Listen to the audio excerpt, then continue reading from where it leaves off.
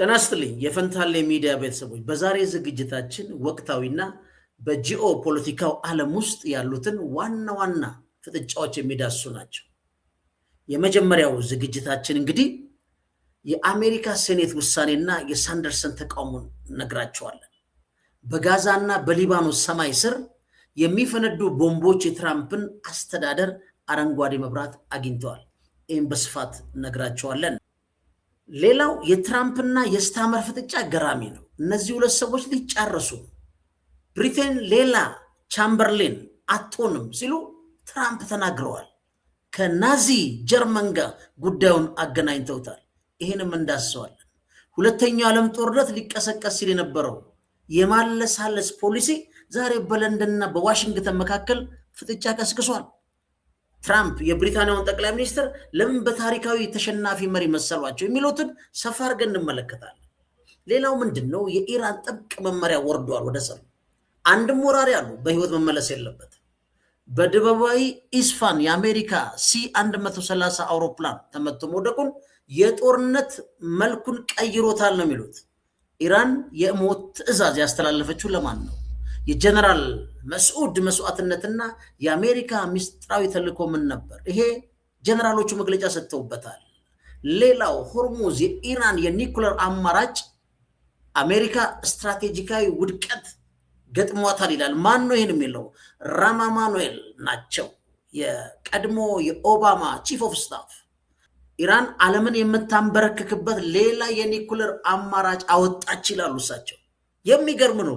ይህን በስፋት እናየዋለን።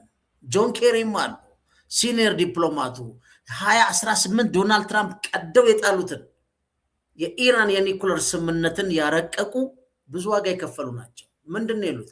ጦርነቱ መቆላለፍ ውስጥ ገብቷል አሉ። ብቸኛ መፍትሄ ግን ድርድር ነው ይላሉ እሳቸው። አሜሪካ ሆነች ኢራን ነው የሚሉት ጆን ኬሪ አንዳቸውም እጅ አይሰጡ። ስለዚህ ዲፕሎማሲው ሞቷል ወይስ በፓኪስታን በኩል ተስፋ አለ?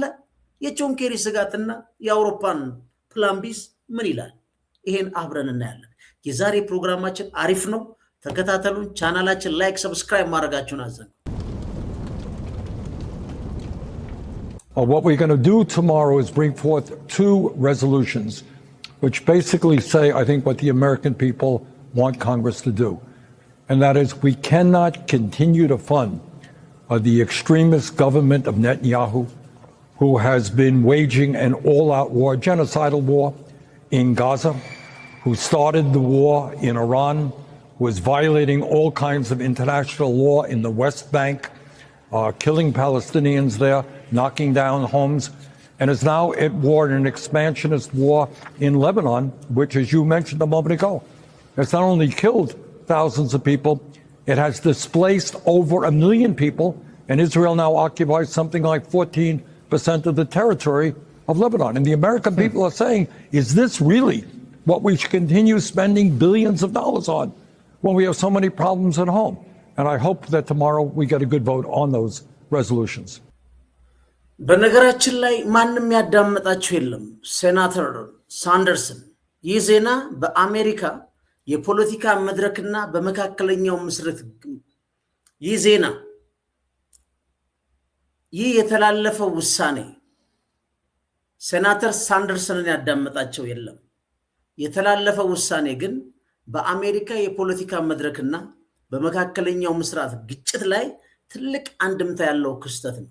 ብዙዎች ሰዎች ዶናልድ ትራምፕ በግላቸው የሚወስኑትና አሜሪካ ውስጥ ያለው የፖለቲካ ኢሊቱን በሉት፣ የፓወር ሰርክሉ፣ የግሎባሊስት ኢሊቱ በሉት፣ የሚሊተሪ ኮምፕሌክሱ በሉት፣ የፋይናንሰር ባንኪንግ ላይ ያሉት በሉት፣ እነዚህ ሁሉ የሌሉበትና ዶናልድ ትራምፕ በግላቸው ይሄን ጦርነት እያካሄዱ ይመስላቸዋል። ዛሬ ግን ለሁለተኛ ጊዜ በዚህ ኮንግረስ ውስጥ ከፍተኛ ክርክር ቢደረግም ለእስራኤል የሚላክ ወታደራዊ እርዳታ እንዲቀጥል ወስነዋል። የዚህ ድምፅ አሰጣጥ ውሳኔን መጀመሪያ በደንብ ውቅሩን ማየት ያስፈልጋል። የሪፐብሊካን ፓርቲ የበላይነት ያለውን የዩኤስ ሴኔት ለእስራኤል የሚላኩ ጦር መሳሪያዎች ለማገድ የቀረቡ ውሳኔዎች ቅድም ሰምታችሁታል። ሳንደርሰን ያቀረቡት ዲሞክራቶች ይሄን ቴብል አድርገው ነበር፣ ግን አይቻልም ተብለዋል። ወይም ብሎክ ተደርጓል። አንደኛ ወታደራዊ ቡልዶዘሮች ናቸው። ሽያጩ እንዳይቆም 59 በ40 ድምፅ አልፏል። ቦምቦች አሉ በጣም ከፍተኛ መጠን ያላቸው እነሱም 63 ለ36 ድምፅ ጸድቋል ማለት ነው። ስለዚህ የአሜሪካ ኮንግረስ በሉት ሴናተር በሉት በአብዛኛው በሪፐብሊካን የተያዘው ይሄን ጦርነት ከዶናልድ ትራምፕ ጋር በበላይነት እየመራ በመሆኑ እነዚህ ደግሞ ዲሞክራቲካሊ ኢሌክትድ በመሆናቸው የአሜሪካንን ህዝብና ፍላጎት እያስፈጸሙ ነው የሚገኙት ማለት ነው። ፖለቲካሊ ስፒኪንግ እንደዛ ነው። ሆኖም 8 ሚሊዮን በላይ የአሜሪካ ዜጎች ወጥተው ጦርነቱን መቃወማቸውን ሁላችንም እናስታውሳለን። ሆኖም ግን ሴናተር በርኒ ሳንደርሰን የዚህ ተቃውሞ ግንባር ቀደም መሪ ናቸው። ሌሎችም አሉ። የእሳቸው መከራከሪያ ነጥብ ምንድነው? የአሜሪካ ግብር ከፋዮች ገንዘብ የኔታንያሁ መንግስት በሲቪሎች ላይ ለሚያደርሰው ጭፍጨፋና መፈናቀል መዋል የለበትም። ይህ እርምጃ አሜሪካ በጋዛና በሊባኖስ ለሚፈጸሙ ሰብአዊ ቀውሶች ተባባሪ እንዳትሆን ለማድረግ የታለመ ነው፣ እሱን ለማስቆም ነው የሚሉት እሳቸው። ግን ሰፋ ስናደርገውና የዚህ ውሳኔ የጂኦፖለቲካል ትርጉሙ ምንድን ነው ካላችሁ የሁለቱ ፓርቲዎች ድጋፍ አለው። አንድ ከዲሞክራቶችም ይደግፋሉ፣ ከሪፐብሊካንም ይደግፋሉ። ስለዚህ ይሄ በተባበረ ድምፅ ባያልፍም ወይም በአብላጫ ድምፅ በ2/3 ድምፅ ባያልፍም ግን ትርጉም ባለው መልኩ ሁለቱም ፓርቲዎች ይሄን ጦርነት ይደግፋሉ። ስለዚህ ምንም እንኳን በዲሞክራቶች በኩል ከፍተኛ ተቃውሞ ቢኖረውም በሁለቱም ፓርቲዎች መካከል ለእስራኤል ያለው ወታደራዊ ድጋፍ አሁንም ጠንካራ መሆኑን ያሳያል። ስንገለብጠው በአሜሪካ ህዝብ ውክልና ያላቸው ሴናተሮችን በሉ ኮንግረሶች በዚህ ጦርነት ውስጥ ቀጥተኛ ተሳታፊዎች ናቸው። ዶናልድ ትራምፕ ብቻ አይደሉም። ስለዚህ የትራምፕ አስተዳደር ተጽዕኖ የሪፐብሊካን ሴኔት የትራምፕን ከእስራኤል ጎን የመቆም ፖሊሲ በተግባር እየተረጎመ እያስፈጸመ ነው ማለት ነው። ይህ ምን ማለት ነው? ለኔታንያሁ መንግስት ስኬት ነው። ይህ ውሳኔ ለእስራኤል መንግስት ወታደራዊ ዘመቻውን ያለ ስጋት ለመቀጠል የሚያስችል አረንጓዴ መብራት በርቶለታል ማለት ነው። ግን ሊያመጣ የሚችለው ተጽዕኖ የለም ካላችሁ ሊኖር ይችላል፣ ግን ትርጉም የለውም። ይህ ውሳኔ እንግዲህ በግራ ዘመም አሜሪካውያንና በአዲሱ ወጣቱ ትውልድ የሚባለው በተለይ ጋዛ ላይ የታችሁታል። በአሜሪካ ዩኒቨርሲቲ ሰልፍ ያልተደረገበት ከፌደራል ፖሊሶች ጋር ወጥቶ ድብድብ ያልተደረገበት ትልልቅ እና የል ዩኒቨርሲቲ እና ኦክስፎርድ ዩኒቨርሲቲ ሳይቀሩ ዘመቻውን ተቀላቅለው ለማስቆም ቢሞክሩም 70,000 የጋዛ ነዋሪዎች ከመጨፍጨፍ ያዳናቸው ማንም የለም። ስለዚህ አዲሱ ትውልድ በተለይ ከሜንስትሪ ሚዲያ ውጪ ባሉ የሶሻል ሚዲያ መረጃ የሚደርሰው አዲሱ ትውልድ ማለት ነው በዚህ ላይ ቅሬታ አለው። በእነሱ እንግዲህ ዘሶኮልድ ግራ ዘመም ይሏቸዋል። ይሄ የአሜሪካንን ዓለም አቀፍ የፖሊስነት ሚና የሚቃወሙም ተቃውሞ አላቸው። ስለዚህ የዚህ የጦር መሳሪያ አቅርቦት መቀጠል በሊባኖስና በጋዛ ያለውን ውጥረት ሊያራዝሙ ይችላል። ይህም ቀደም ሲል የተጠቀሱትን የተኩስ አቁም ድርድሮች ይበልጥ አስቸጋሪ ያደርጋቸዋል። ግን አንድ ግን ያልተቋጨ ግን ተስፋ አለ። ምክንያቱም 40 ሴናተሮች ሽያጩን ለመግታት መሞከራቸው በራሱ በአሜሪካ ፖለቲካ ውስጥ ለእስራኤል የሚሰጠው ያለ ገደብ ድጋፍ የነበረው እንደ ወንዝ የሚፈሰው እየተሸረሸረ መምጣቱና የሆነ ታይም ላይ ግን ሊቆም እንደሚችል ምልክት ነው። ስለዚህ ለጊዜው ጦርነቱ መሳሪያ ፍሰት እንዲቀጥል የሚፈልጉ ወገኖች በቁጥር ብልጫ አስወስኗል። ያ ማለት እንግዲህ ለኢራን ጋር ያለው ወሰዱት፣ ሊባኖስ ጋር ያለውን ወሰዱት፣ የነጋዛን ወሰዱት። በአጠቃላይ ይሄ ምክር ቤት የዚህ ጦርነት ዋናው ተዋናይ ነው ማለት ነው። ስለዚህ በዶናልድ ትራምፕ ላይ ብቻ የሚቀመጥ የሚጫን ጉዳይ ሳይሆን በህዝብ ተመርጠው የተቀመጡ ሴናተሮች በሉ ኮንግረስ በዚህ ጦርነት ተሳታፊ ናቸው ማለት ነው። ፈንታሌዎች ነን። ቻናላችን ላይክ፣ ሰብስክራይብ ማድረጋችሁን አዘኑ።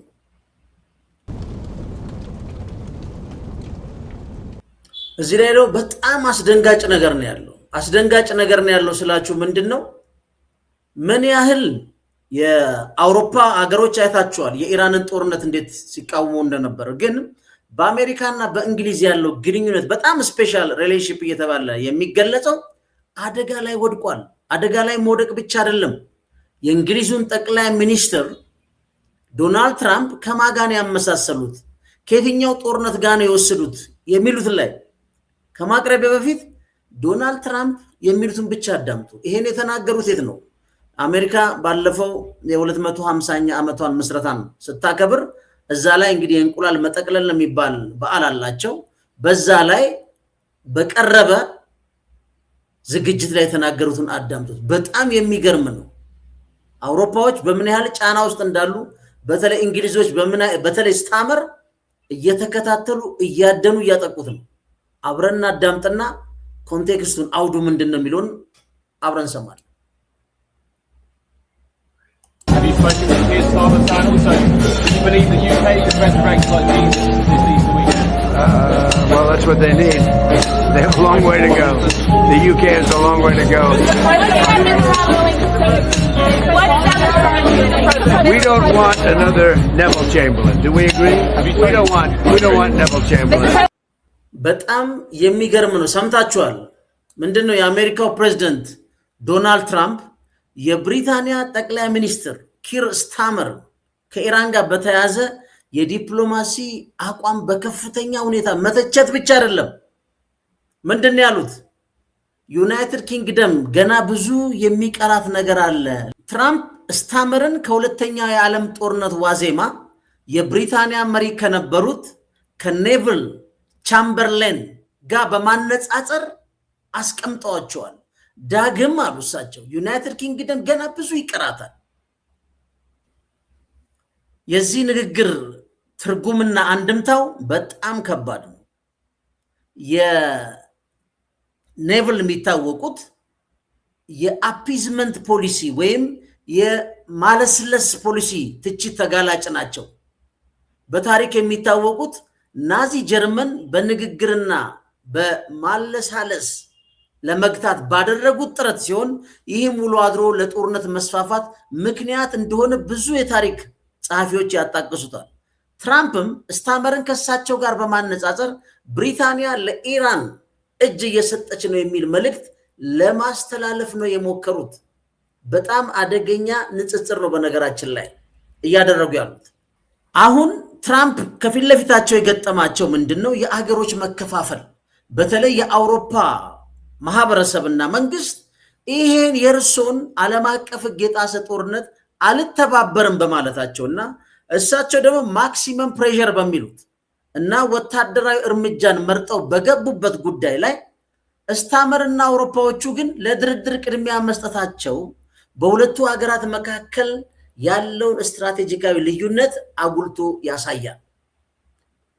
እሱ ብቻ አይደለም፣ ይሄ ውሳኔ በራሱ የኔቶን የወደፊት እጣ ፋንታ ጥያቄ ውስጥ የጣለበት ጉዳይ ነው። አሜሪካ እወጣለሁ እስከ ማለት ነው። ዛሬ የተቸገረን ኔቶዎች ካረዱን በቢሊዮን ዶላር እዛ ላይ የምናፈሰው ለምንድን ነው ብለው በተደጋጋሚ እየተናገሩ ነው። ግን የዶናልድ ትራምፕ ፒክ ያደረጉት ማንን ነው? እንግሊዞችን ነው፣ ጠቅላይ ሚኒስትሩ። ለምን? የእሳቸው እንግዲህ ከእሳቸው አውድ ስናይ ይህ ታሪካዊ ዳራ ትራምፕ ለምን ስታመርን ከቻምበርሌን ጋር እንዳነጻጸሯቸው ግልጽ ማብራሪያ ማስቀመጥ ይቻላል። ምክንያቱም ምንድን ነው? ትራምፕ ስታመር በታሪክ ከታወቀው የማለሳለስ ፖሊሲ ጋር በማገናኘት የሰነዘሩት ትችት አንደኛ የታሪክ ስህተት እየደገመች ነው እንግሊዝ እያሉ እንደ ቻምበርሌን ሁሉ ስታመር አሁን ካለው የኢራን ስጋት ጋር በተያያዘ የዲፕሎማሲና የድርድር መንገድ መምረጣቸው ትራምፕ እንደ ድክመትና ጠላትን ማበረታታት አድርገው ነው የወሰዱት። ሂትለር የተሰጡትን ስምምነቶች ተጠቅሞ ይላል ለከፋ ጦርነት እንደተዘጋጀ ሁሉ አውዱ ነው እንግዲህ ትራምፕም ኢራን ድርድርን ለኒኩለር ዝግጅት ትጠቀምበታለች። ይህ ግን አልገባውም። ይሄ ደካማ እያሉ እሳቸውን ፒስ ፎር አወር ታይም ቨርሰስ ምንድነው ወቅታዊ ድርድር ማለት ነው።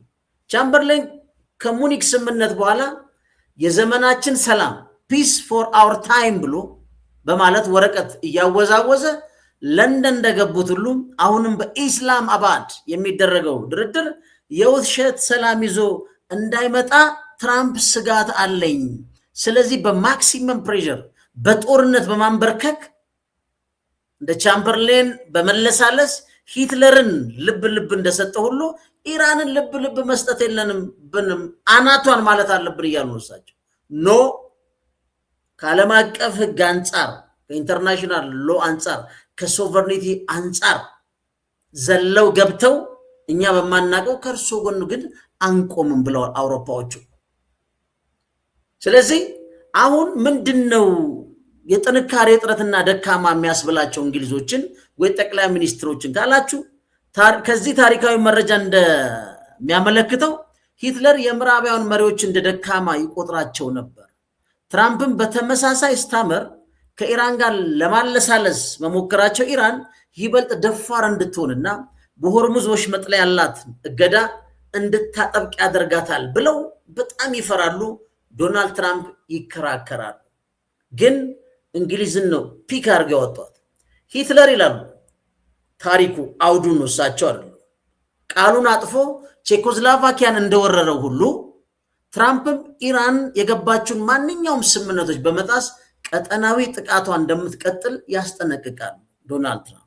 ስለዚህም ሌላ ኔቨል ቻምበርሌን አንፈልግም ማለታቸው ብሪታንያ ከድርድር ይልቅ ወደ ጠንካራ ወታደራዊ አቋም እንድትመለስና እንደሳቸው ኢራንን እንድትቀጠቀጥ ይፈልጋሉ፣ እንዲሁም ሌሎች የአውሮፓ ሀገሮች። ስለዚህ ይህ ንግግር በለንደንና በዋሽንግተን መካከል ያለውን ጥልቅ የስትራቴጂ ልዩነት የሚያሳይ ብቻ ሳይሆን ምን ያህል በተራራቀ አማራጮች ላይ እንደተቀመጡ ያሳያል። ስታመር ግን የታሪክ ስህተት ከመድገም ይልቅ ይላሉ ሰላምን በንግግር ለማምጣት መሞከር ብልህነት ነው የሚል አቋም ይዘዋል። አሁንም ታሪፍ ጨምራለሁ እያለ ዶናልድ ትራምፕ የፈለገ ቢያስፈራራን አሉ ስታመር ከአሜሪካ ጋር ሊደረግ የሚችል ለንግድ ስምምነት ብለን ዓለም አቀፍ ሕግን የጣሰ ያልመከርንበትን የዶናልድ ትራምፕ ጦርነትን አልቀላቀልም ብለዋል። እንግዲህ ሁለቱንም ታሪክ ይዳኛቸዋል። ግን ባለሙያዎች ዶናልድ ትራምፕ ራሳቸው የኢራን ፖሊሲ ስትራቴጂ ዋጋዎች ምን ያህል ነው ወይም የእሳቸው ስትራቴጂ ምን ያህል ዋጋ አለው የሚሉትን ቀጥለን እንመለከታለን። ፈንታሌዎች ነን። ቻናላችን ላይክ፣ ሰብስክራይብ ማድረጋችሁን አዘን።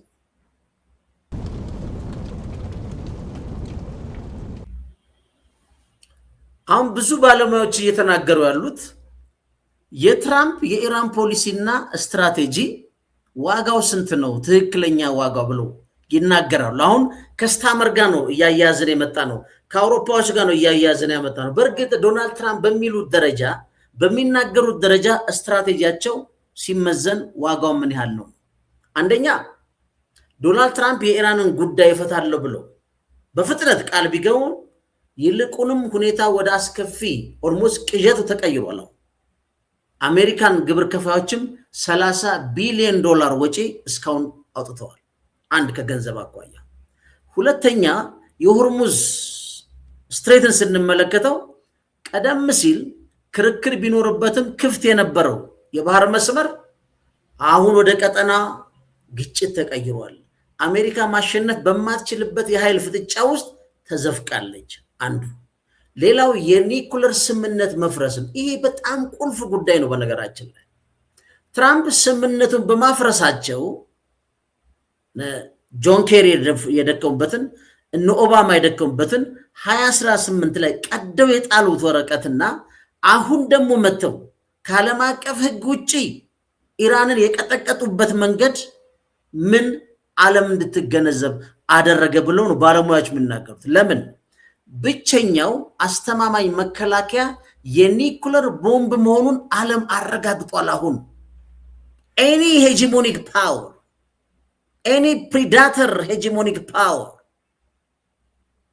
ለመከላከል ይሁን ዲትረንስ ለመስራት the only solution ኒኩለር ቦምብ ነው ብሎ ዓለም እንዲያምን የዶናልድ ትራምፕ ስትራቴጂ እስራኤል ተደረባ ዓለም ይሄን ግንዛቤ እንዲወስድ አድርገዋል። ይህም ሌሎች ሀገራት የራሳቸውን የኒኩለር ፍላጎት እንዲያሳድዱ በር ከፍቷል። ይሄ በጣም ከባድ የሆነ ዓለም አቀፍ ኪሳራ ነው። በነገራችን ላይ ሌላው ምን አድርገዋል? ያልተገመተ ያልተጠበቀ በኢስላሚክ ሪፐብሊክ ኦፍ ኢራን ውስጥ የነበሩት የፖለቲካ ልዩነቶች ብቻ አይደለም፣ ኢቭን ያለውን ስርዓት ለመቀየር የሚፈልጉ እሱ ብቻ አይደለም፣ የምዕራቡን ዓለም አኗኗር ፍላጎቶች በጣም የሚጋሩ ኢራናውያን በርካታ ቁጥር ያላቸውን የዶናልድ ትራምፕ ስትራቴጂ አንድ አድርጋቸዋል። ከትራምፕ በፊት በኢራን ውስጥ በአሜሪካ ዲሞክራሲ ላይ ኢቭን እምነት የነበራቸው ወገኖች በተለይ ወጣቱ ክፍል አሁን ግን የአሜሪካን ጥላቻ ሀገሪቷን አንድ አደረጋት፣ እንደ ብረት እንዲቆሙ አረጋቸው። ዋሽንግተን ደግሞ የምትፈራው ኮታንኮ the so-called political Islam and አክራሪ የተባለው ኃይል ከወታደራዊ ክንፉም ከፖለቲካ ክንፉም ወደ ላይ እንዲመጣ አድርጋለች። ምክንያቱስ ቀድሞ በነበሩት አያቶላ ሐሞኒ ፋትዋ የታዘዘበት የኢራን ኒኩለር የማበልጸግና በተለይ ቦምብ መስራት ጉዳይ እሱ ብቻ አይደለም፣ ግሬውን እየፈለጉ ሙሉ ለሙሉ ወደ ሙሉ ጦርነት የማይገቡ ወታደራዊ አመራሮችን ጨምሮ ይህ ስትራቴጂ ባሉበት እንዲገደሉ ማድረጉ በራሱ አሁን ለአደገኛው እሳቸው እንደሚሉት ኮታንኮት ወደፊት እንዲመጣ በር ከፍተዋል። ይሄ የመጣው ኃይል ደግሞ ማንኛውንም ዋጋ ለመክፈል የተዘጋጀ ነው። ይህ ሳያስቡት የኢራንን አንድ ውስጣዊ ፖለቲካ አንድ የማድረግ ህዝቡን በአንድነት እንዲቆም አድርገዋል። ዋጋው አንዱ ይሄ ነው ይላል። ሌላው ምንድነው? ተጋላጭ የሆኑ ወታደራዊ ካምፖች ተፈጥረዋል በዚህ ጦርነት። ለምን? የኢራንን አሲሜትሪክ የዋር እሳቤ ከግምት ሲያወስዱ በተራ በአየር የበላይነት ቦምብ በማዝነብ እና ምናልባትም ምሽግ ለምሽግ ፊት ለፊት እየተያየ የሚደረግ የጦርነት ስልት ሊገጥመን ይችላል ብለው የተጋነነም ደግሞ በነበራቸው ቴክኖሎጂ እምነት ውስጥ ተቀምጠው በመካከለኛው ምስራቅ ያሉ የአሜሪካ ወታደራዊ ይዞታዎች አሁን ለኢራንና ለባልደረቦቿ የጥቃት ኢላማ ሆነዋል። ትራምፕም ተጋላጭነቱን እንደ ስትራቴጂ ምን ወድቀውበታል። እኛም ደንግጠናል። ባህሪን፣ ኩዌት፣ ሳውዲ አረቢያ ይሄን ሁሉ እንዴት ይመታሉ ብለን አሰብን ብለዋል። that's an asymmetric warfare የተጠቀሙት ምንድነው? ሄጂሞኒክ ፓወርን ፊት ለፊት ከመጋጠም አካባቢ በቅርብ ያሉትን ወታደራዊ ቤዞችን በመምታት የኢኮኖሚ ኪሳራ ማድረግና አንድ ሄጂሞኒክ ፓወር አንድ ሀገር ላይ ሄዶ ጦርነት ከማምጣቱ በፊት ምን ያህል የኢኮኖሚ ዋጋ ሊከፍል እንደሚችል ኢራኖች አሳይተዋል።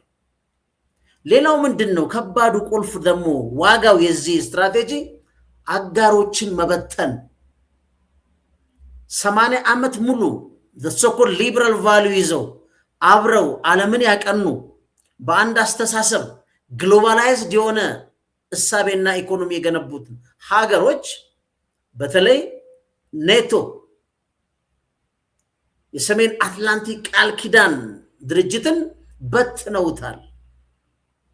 ኔቶ አንድ ሀገር ሲጠቃ ሌላው ሀገር እንደተጠቃ አድርጎ የቀረጸውን አርቲክል 5 ላይ ምንም አይነት ፕሮቮኬሽን በሌለበት ምንም አይነት ስጋት በሌለበት እሱ ብቻ አይደለም ለኔቶ አባል ሀገሮች ምንም መረጃ ሳይሰጥ ኢራንና እስራኤልና አሜሪካ ኢራን ላይ የፈጸሙት ጦርነት በየትኛው መመዘኛ በኔቶ አርቲክል ሊሸፈን አለመቻሉ ብቻ አይደለም፣ ህግ ብቻ ሳይሆን ከሞራል ስታንዳርድ እና ከዓለም አቀፍ ህግ አንጻር አውሮፓዎቹ ተባባሪ አለመሆናቸው ይህ ስትራቴጂ ያን ጠንካራ መሰረት የነበረውን ዋርሶን የሚያህል ያፈረሰ ኃይል ሶሻሊዝምን የገነደሰ ኃይል ምዕራብና ምስራቅ ጀርመንን አንድ ያደረገ ኃይል ዶናልድ ትራምፕ በትነውታል። ካናዳ የ$500 ቢሊዮን የጦርነት ማዘመን ስትራቴጂ ቀርሳ እየተነቃነቀች ነው። አንዱ ዋናው ምንድነው 55ኛ የአሜሪካ ግዛት አረጋለሁ ከሚል ከራስ ወዳጅ ከኔቶ አባል ሀገር መስማት ካናዳዎች አሁን ቅንድባቸው እንዲቆሟል። እነ ዴንማርክ ግሪንላንድን አምጡ ተብለዋል። ይህ ያልተለመደ አጠቃላይ የእሳቸው የሚከተሉት የጦርነት ስትራቴጂ ኢንክሉዲንግ ኢራንን ጨምሮ ኔቶን እንዲበተን አድርገውታል። ሌላው ምንድነው የ$30 ቢሊዮን ኪሳራ ነው። አሜሪካ ለዚህ ውድቀት ከፍተኛ ዋጋ ከፍላለች። ይህ ገንዘብ $30 ቢሊዮን ወደ አሜሪካ ኢኮኖሚ ቢመለስና ዶናልድ ትራምፕ ቀድሞ የገቡትን አሜሪካን ፈርስት በሚለው በትምህርት ቤቶች በምርምሮች ቢውል ዛሬ አሜሪካ የተሻለች ትሆን ነበር ተብሎ ተወስዷል። ሌላው ከባዱ የዲፕሎማሲ ሞት ነው። ይሄ በጣም የሚያምነው ትራምፕ ስምምነቶችን በመቅደድና በሰላም ንግግሮች ላይ ያለውን እምነት በማጥፋት ዲፕሎማሲን ገድለውታል። ይህም አሜሪካ በድርድር ላይ የማታለል አስፈራሪነት፣ ቡሊ ማድረግ በአንድ ቀን ከተፈለገ ስልጣኔን አወድማለሁ፣ ጠረጴዛ ላይ ካመጣችሁ አለቀላችሁ። ዲፕሎማሲ የሚባል የለም። ዲፕሎማሲ የሚሳካው ምንድነው? ሰላም በኃይል ሲተገበር ነው እያሉ ዓለም የለመደውን የዲፕሎማሲ መድረክ በትነውታል። አሁን አሜሪካንን አብዛኛው ሰው በዲፕሎማሲ ላይ ነው። ሁለት የዲፕሎማሲ ከኢራን ጋር የተደረጉትን ሁለቱንም በጦርነት መተዋቸዋል። በተለይ መጨረሻው የኦማን ውጭ ጉዳይ ሚኒስትር በአደባባይ ወጥቶ ፕሮግረስ አለ አሪፍ ነው ያለ ነው ብሎ ተናግሯል። ግን ፋይናሊ ኦማን ሳይገባ የቴህራን ተደራዳሪ ምዛ ሳይገባ ምን ዋረ ማለት ነው? ዱቄት ሆኗል። ይህ በጣም ከባድ ነው። በነገራችን ላይ የመጨረሻው በዚህ ጉዳይ ላይ ራሱ ኒውዮርክ ታይምስ እንግዲህ በጣም ተነባቢው በትራምፕና በኢራን መካከል ያለውን ጦርነት አሜሪካ በአራት ዋና መንገዶች ይላል እያዳከማት ነው ያለው ሲል ኒውዮርክ ታይምስ ራሱ ጽፏል። አንደኛ ኢራን በዓለም የነዳጅ ገበያ ላይ ተጽዕኖዋ ከፍ እንዲል አድርገዋል።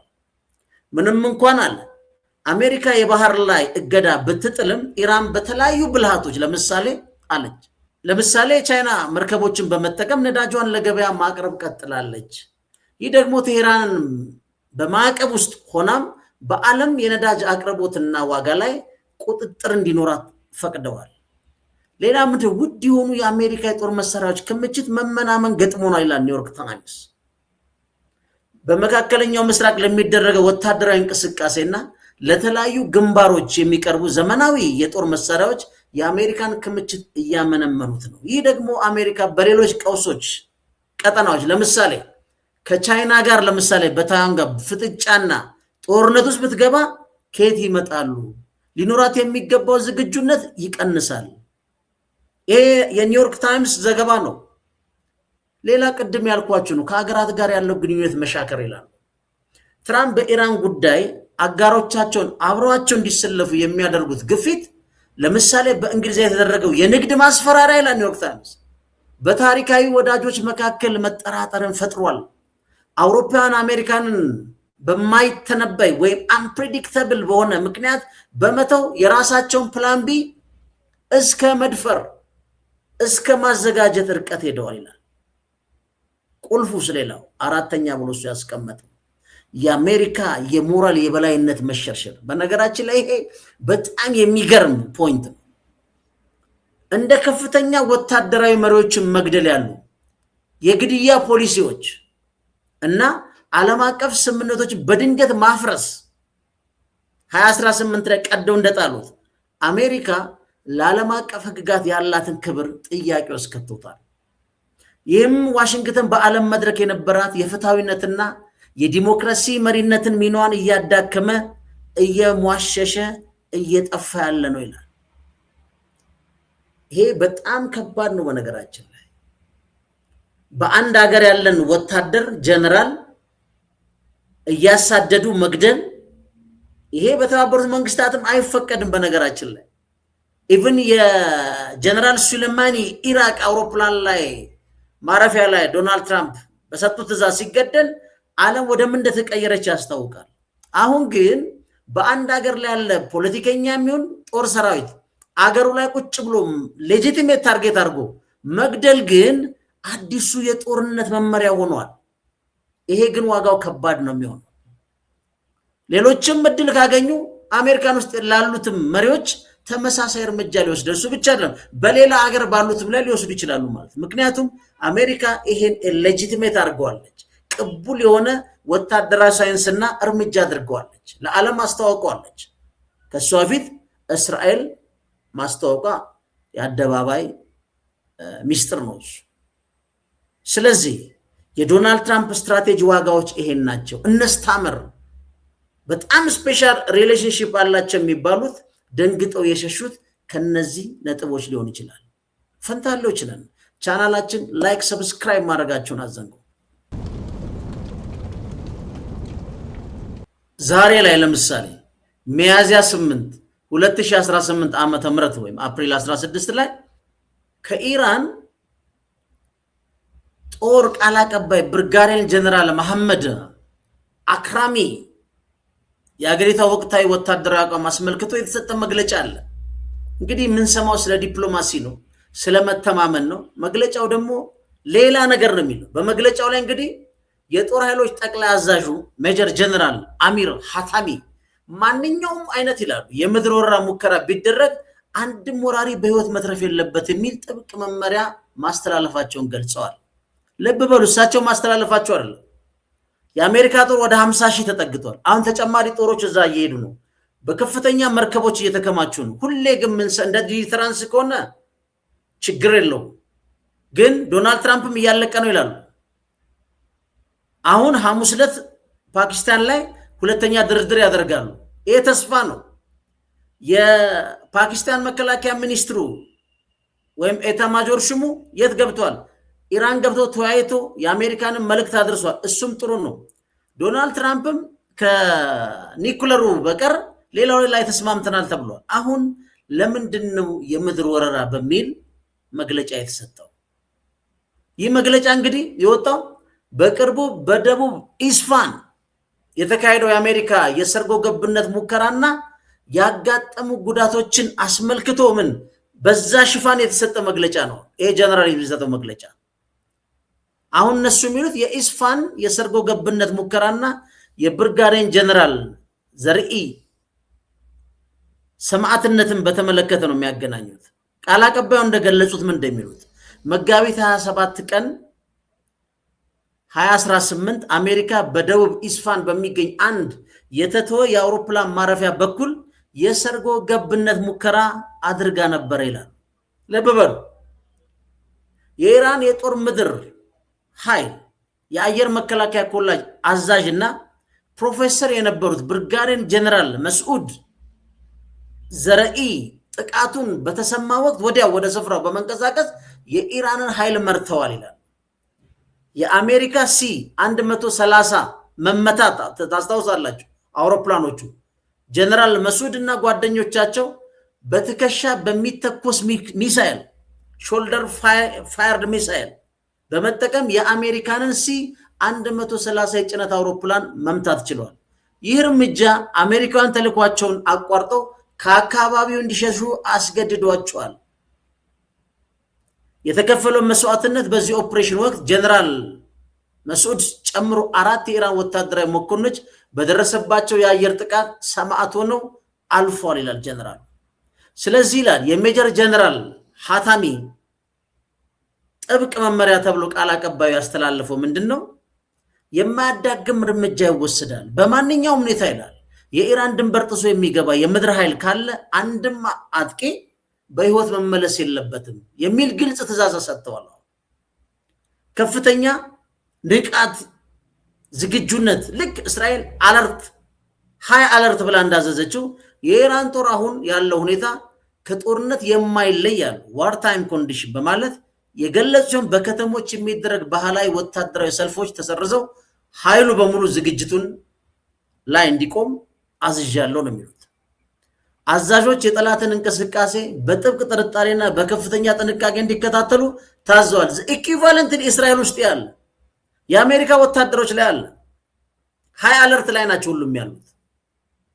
ግን የዲፕሎማሲው ጉዳይ ተስፋ ይሰጣል በሚል ነው እንጂ እየተካሄደ ያለው ነገር በጣም ከባድ እንደሚባለው እንደምንሰማው ቀላል አይደለም። ስለዚህ አሜሪካ በበኩሏ የኢስፋንን ኦፕሬሽን ተመቶ ለወደቀው የኤፍ-15 አውሮፕላን አብራሪ ለማዳን የተደረገ የነፍስ አድን ተልዕኮ እንደነበረና ስኬታማ እንደነበረ ስትገልጽ ሁላችንም እናውቃለን። የኢራን ውጭ ጉዳይ ሚኒስትር ግን የአሜሪካ ዋናው ዓላማ የበለጸገ ዩራኒየምን ለመስረቅ የታለመ የሽፋን ስራ ነው። በዛ ጊዜ ያ ፕሮፌሰር ጀነራሉ ተገለዋል፣ ሌሎች ሰማዕት ሆናል። ከዚህ ተነስተን አንድም ለማጥቃት የመጣ ወደ ቤቱ አይመለስም የሚል ወደ ስር የወረደ መመሪያ አለ ነው የሚሉት። ስለዚህ ውጥረቱ ከባድ ነው፣ በጣም አስጨናቂ ነው። እንዲሁ በቀላሉ የሚሆን ጉዳይ አይመስለኝም። ግን እየተከታተልን አፕዴት እናደርጋለን ማለት ነው። በጣም የሚገርም ሌላ ማነጻጸሪያ በዚህ ላይ የማቀርበው ምንድነው? ራም አማኑኤልን ታውቁታላችሁ። የፕሬዚደንት ኦባማ ቺፍ ነበር። የዋይት ሃውስ ዋና ቺፍ ኦፍ ስታፋቸው ነበር። እሱ ያቀረበው ሆርሙዝና የኒኩለር ቦምብን ንጽጽር የሚገርም ነው። ፈንታሌዎች ነን። አብራችሁን ሁኑ። ቻናላችን ላይክ፣ ሰብስክራይብ ማድረጋችሁን አዘንጉ። Three things I would do. Look, we went in to degrade their nuclear capacity. They discovered they have a nuclear option called the Strait of Hormuz. We have to change that. Three things to do. We are doing the Strait of Hormuz. Long-term, mid-term, you have the United Nations run the Strait of Hormuz. The resources are divided up by all the Gulf countries, not just for Iran. Long-term, use the Abraham Accords to build a pipeline to circumvent the Strait of Hormuz and give our allies not only an alternative, but it reminds Iran, we're not going anywhere. Their whole goal since 1979 is to get the United States out of the Gulf. If you use the Abraham Accords to prove as a financing vehicle to help Bahrain, Qatar, and UAE, and Kuwait, it says America is a permanent power in the Gulf. And that blocks both China and Russia for coming in and creating mischief long term. እንደሰማችሁ ነው። ይሄ እንግዲህ የቀድሞ የዋይት ሃውስ የሥራ አስፈጻሚ የነበረ ራም አማኑኤል የኢራንን የሆርሙዝ ስትራቴጂ አስመልክቶ የሰጡት አስተያየት አሜሪካ በኢራን ላይ የጀመረችው ወታደራዊ እርምጃ ያልተጠበቀ ስትራቴጂካዊ ውድቀት እያጋጠማት መሆኑን ያመለክታል። አማኑኤል እንግዲህ ክርክራቸው ወይም አርጊመንታቸው አሜሪካ ወደ ግጭቱ የገባችው የኢራንን የኒኩለር አቅም ለማዳከም ቢሆንም አሉ፣ ነገር ግን ከዚህ የከፋ የኒኩለር አማራጭ እንዳላት አሳይታለች። እርሱም የሆርሙዝ የባህር ወሽመጥ ነው። ለዚህ ነው የነ ዶናልድ ትራምፕ የነ እስራኤል ያልተተነተነ ስትራቴጂ ይዘው ገብተው አሁን ማጣፊያ የጠፋው በዛ ነው። አሁን የአማኑኤል ትንታኔ ዋና ነጥቦች ምንድን ናቸው? የወሽመጥ ኃይል ኢራን ወሽመጡን የመዝጋት ወይም የማወቅ አቅሟን እንደ ስትራቴጂካዊ መሳሪያ መጠቀሙ አለ አሜሪካ ካላት ወታደራዊ የበላይነት ይልቅ በዓለም ኢኮኖሚ ላይ ከፍተኛ ተጽዕኖ ማሳረፍ እንደሚቻል አሳይታለች፣ ታይቷል። ሁለተኛ የአብርሃም ስምምነትን እንደ አማራጭ መፍትሄ አመጣ። ከዚህ ውስጥ ምንድነው? አንድ ኤግዚት ስትራቴጂ እንዲሁም ማለት አማኑኤል ምን አለ? ለወደፊቱ መፍትሄ ይሆናል ያሉት በእስራኤልና በአረብ ሀገራት መካከል የተፈረመው የአብርሃም ስምምነትን በመጠቀም አዲስ የነዳጅ ማስተላለፊያ ቧንቧ መገንባት ነው። ይህ እንግዲህ የኔታንያሁ ህልም ነው። በነገራችን ላይ ብዙ ቪዲዮዎች አሉ። በእስራኤል አድርገው ሜዲትራኒያን የጋዝ ፍሰቱ እንዲነካ ማለት ነው። ስለዚህ ይህ ቧንቧ ነዳጅን ከገልፍ ሀገራት አለ በቀጥታ በእስራኤል በኩል ወደ ሜዲትራኒያን ባህር በማድረስ የሆርሙዝ ወሽመጥን አስፈላጊነት ለማስቀረትና ለአሜሪካ ወዳጆች አማራጭ መንገድ ለመስጠት ያለው። ስለዚህ የሆርሙዝ የሚባለው ስትሬት ምን ያህል ፓወርፉል እና ኢራኖች እንዴት ጊዜና ሰዓት ወስደው አስበው እንደተጠቀሙበት ስታዩት that is a war strategy። ስናየው ግን ቀላል የነዳጅ ማስተላለፊያ ነው። እሱ ግን 20% የዓለምን የነዳጅ የጋዝ አቅርቦት ሰንሰለት የሚይዝ በመሆኑ ያን በመያዛቸው የዓለምን ኢኮኖሚ ኢቨን ወደ ሪሴሽን ሊከቱት እንደሚችሉ አምነው ሰርተው የአሜሪካን ሄጂሞኒክ ፓወርን መላወሻ እንዳሳጡት ነው አማኑኤል የሚናገረው እና የሚገርም ነው። ስለዚህ አማራጮችን መጠቀም አለብን። ለማ ለወዳጆቻችን ለአረብ ሀገሮች እነሱንም ላለመተው ማለት ነው። አሁን ሳውዲ አረቢያ ምን ገጠማት? ዶናልድ ትራምፕን እየጨቀጨቀች ነው። የሆርሙዝን ብሎኬድ አንሳ፣ እዛ ጦርነት አለ፣ በቀይ ባህር ነበር የሚሸጠው፣ እዛም ላይ ሁቲዎች አሉ። ስለዚህ ኢራንን ፕሬሸር ማክሲመም ፕሬሸር ባደረገን ጊዜ እኛ ሸጠን ሰርተን መብላት አንችልም አሉ አረቦቹ። ስለዚህ ዶናልድ ትራምፕ የግድ ያን ሉዝ ማድረግ አለበት። ከባዱስ ሌላ ማን ነው? ኢራንና ቻይና የ25 ዓመት ስትራቴጂክ ፓርትነርሺፕ ነው የተፈራረሙት። የ400 ቢሊዮን ዶላር የነዳጅና የጋዝ ሽያጭ። በማንኛውም ጊዜ አሜሪካ ብድግ ብላ ይህን የኢኮኖሚ ኮሪደር ብትዘጋው ከቻይና ጋር ያለው ጦርነት አደገኛ ነው። ዶናልድ ትራምፕም ለቻይና ስል አድርጌዋለሁ ነው የሚሉት፣ ግን ከባድ ነው። ፊት ለፊት ነው ጦርነት የሚያመጣው። በጣም አደገኛ። ምክንያቱም ይሄ ከግጭቶች በኋላ የመጣ ሶሉሽን ነው እንጂ ልክ የኢትዮጵያ ፖለቲካ አለ። የኢትዮጵያ ፖለቲካ ችግር ሲገጥም ነው እንዴት እናድርግ ይባሉ። ሰው ሴናሪዮ 1 2 3 4 ይሰራል። ከዛ ይሄ ቢሆን ይሄ ነው፣ ይሄ ቢሆን። ዶናልድ ትራምፕ የላቸው፣ ቀጥታ ገቡ። ስለ ሆርሙዝ መዘጋት ጭንቅላታቸው ውስጥ የለም። እሱ ብቻ አይደለም፣ በዙሪያ ያሉትን የአሜሪካ ወዳጆች ኢራን እንደምታጠቃ ምንም ግምት የላቸው። እሱ ብቻ አይደለም፣ ኢራን ለማሸነፍ ሳይሆን ለሰርቫይቫል አድርጋ የእሳቸውን አስተዳደር በዓለምና በሀገራቸው ውስጥ የኢኮኖሚ አጣብቅኝ ውስጥ ለመጣል ስለማቀዷ የሚያውቁት ነገር የለም። ግን የአየር የበላይነት አለ፣ በቦምብ አርሰዋለሁ ነው። ሌላው ማን ነው? ከአሜሪካ ኢንተረስት ጋር የተለየ ኢንተረስት ያለው ኔታንያሁ ነው። በትልልቅ መንግስታት ውስጥ እየተደበተ ትልቅ የሚሆን ማለት ነው። በእርግጥ ኒኩለር አለ። በነገራችን ላይ ስለ እስራኤል ሁል ጊዜ ማወቅ ያለባችሁ የተባበሩት መንግስታት ውጤት አለው ከተባላችሁ እስራኤልን በመመስረት ነው። እስራኤል የምትባል ሀገር የተባበሩት መንግስታት ነው የመሰረታት። በዓለም ላይ ደግሞ የተባበሩት መንግስታትን ህግ የማታከብር እስራኤል ነች። እሱ ብቻ አይደለም፣ በዓለም ላይ ኢንተርናሽናሊ ሪኮግናይዝድ የሆነ ቦርደር የሌላት እስራኤል ነው። በየጊዜ ቦርደር ትፈጥራለች። እሱ ብቻ አይደለም፣ ፖለቲካሊ ስፒኪንግ ኢራን ለእስራኤል ስትራቴጂክ ትሬት ነች። ስትራቴጂክ ትሬት ምን ማለት ነው? የሪጂናል ፓወርን የምትቀናቀን የመካከለኛው ምስራቅ ለኃይል የመውጣት ፍላጎት ያላት ነች። እስራኤል ግን ቦምብ ታጥቃ ኢራኖች በመኖርና ባለመኖር ውስጥ ኤግዚስቴንሻል ትሬት ነች። ለምን? ኒኩለር ፓወር አላት። በጣም እኮ የተለያየ ነው ያለው ነገሩ። ስታዩት ግን ታምሶ ነው የሚሰጠድ እንጂ ይህም ብትከፋፍሉት በጣም የተለየ ነው። አንዳንዱ ይመጣና ትንታኔውን እዚህ ላይ የምንሰራው የደጋፊና የተቃዋሚ ያደርገዋል። ነገ ኢትዮጵያ ላይ ቢሆን ብሎ የሚያስብ ማንም የለም። ለምሳሌ ነገ ድሆች ናቸው እና በጥፍ እያልክ አዲስ አበባ እዚህ ገብተው ማለት ነው ቦሌን እንትና ተወሰደው እንትን ቢል ምን ታመጣል? ግን ትልቁ ጥያቄ ያለው አሁን የዚህ አማኑኤል ትንታኔን ያደነኩት ሆርሙዝ የኒኩለር አማራጭ ነው። ኒኩለርን እናወድማለን ብለው ሄዱ። ማናማ? እስራኤልና አሜሪካ። ግን ኢራን ሌላ ኒኩለር ነበራት። ሆርሙዝ ባር ወሽመጡን ዘጋቸው። ይሄ ነው ያ እንግዲህ የኦባማ ስታፍ ነበር። ስትራቴጂክ ቲንከር፣ ነገሮች ከመድረሳቸው በፊት ቆጥሮ የሚሰራ ፖለቲካል ሊደርሺፕ ዶናልድ ትራምፕ እንደሌላቸው እኮ የተጋለጠ ነው። ኔታንያሁ ኒኩለር አለኝ ምንም ቦምብ ብጥል መጨረሻ ላይ ከከፋኝ ይጠቀማለሁ በሚል እብሪት እንጂ በእርግጠኝነት ኢራንን ብቻቸውን ሊያሸንፉ አይችሉም ኔታንያሁ። አሁን በቀደም ብትሰሙ ትደነግጣላችሁ። ሞራላቸው የላሸቀ ማንነታቸውን የረሱ ሆነዋል አውሮፓዎችን ብሎ ጥርግ አድርገው የሰደቧቸው። ኢማጂን ለእስራኤል መመስረት ቁልፍ ሚና የነበራቸውን እንግሊዝ የለም ፈረንሳይ ነች ኒኩለር ቦምብ ያስታጠቀችው። ሀገር ያደረገችው ትልቁ ተጫዋች የእንግሊዝ ባለሀብቶች ባንክ፣ ፋይናንስ እና ሮዝ ቻይልዶች ናቸው። እነዚህን ሁሉ ሞራል የሌላቸው እያለ ሞለጭ አድርጎ ይሰድባል። ኢማጂን ለእስራኤል መመስረት ቁልፍ ሚና የነበራቸውን እንግሊዝ የለም ፈረንሳይ ነች ኒኩለር ቦምብ ያስታጠቀችው። ሀገር ያደረገችው ትልቁ ተጫዋች የእንግሊዝ ባለሀብቶች ባንክ፣ ፋይናንስ እና ሮዝ ቻይልዶች ናቸው። እነዚህን ሁሉ ሞራል የሌላቸው ያለ ወለጭ አርጎ ይሰድባል። ለኔታንያሁ ራሱ መፈጠር ግን የነዚህ ኃይሎች ትልቅ አስተዋጽኦ ይሄ የማይገባ ነው።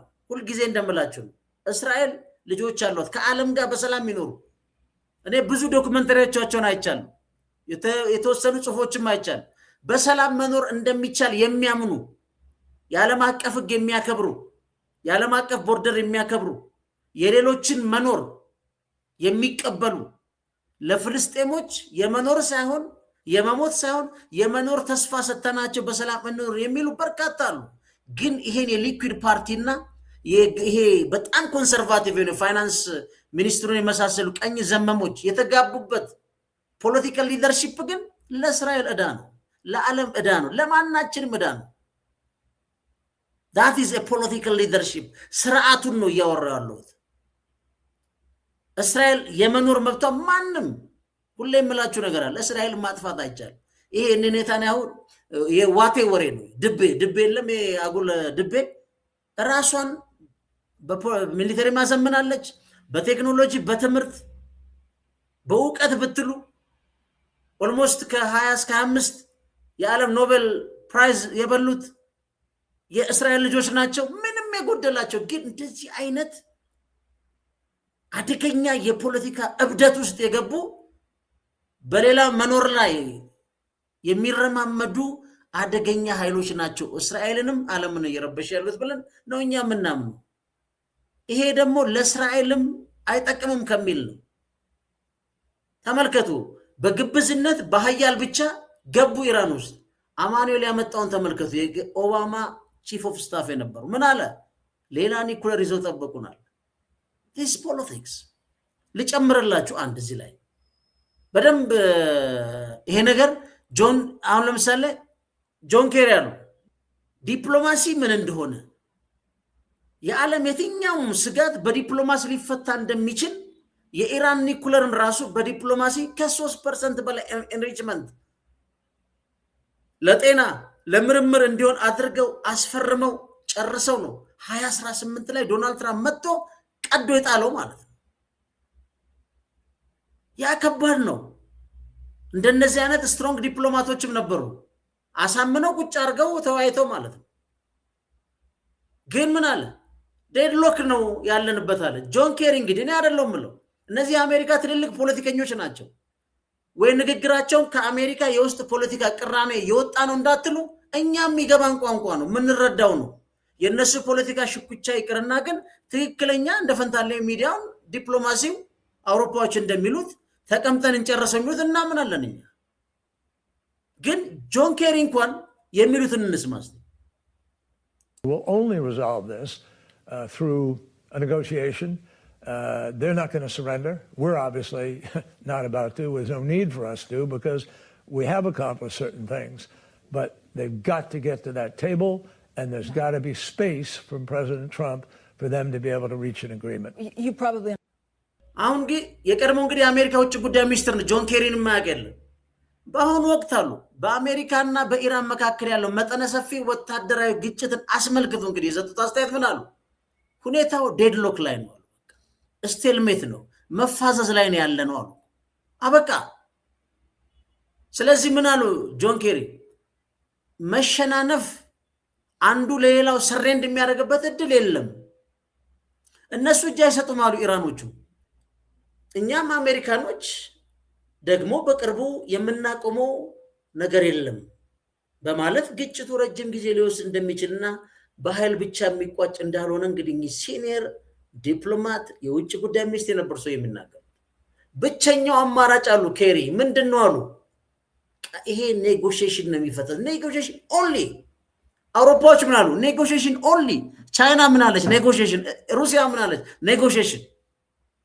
ዶናልድ ትራምፕ ማክሲመም ፕሬሸር አናታናቱ ያኔ ይሸናል ነው ሚሸና ግን አላየንም።